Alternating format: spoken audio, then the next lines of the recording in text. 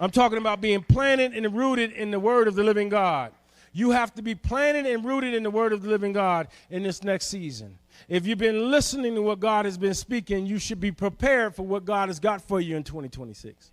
You should be able to walk into what God has been saying to you and walk into what God has been preparing for you. The last thing you want is for an open door to be there and you laying down and not going to get what God has prepared for you. You're going to have to do some work. You're going to have to do some research. You're going to have to do some praying. You're going to have to do some fasting. You're going to have to do some seeking, because the enemy is still going about like a roaring lion, seeking whom he may devour.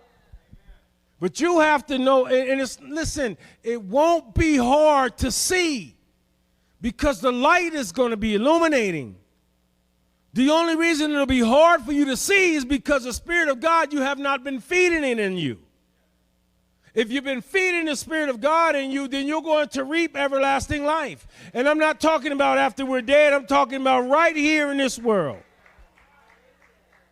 Everything will be fixed because God is setting it all in order. It's divine nature, divine inspiration, divine intervention. Amen? And those that are planted and rooted in God will see this. Amen? God is coming to inspect your fruit. It's going to be a fruit inspection.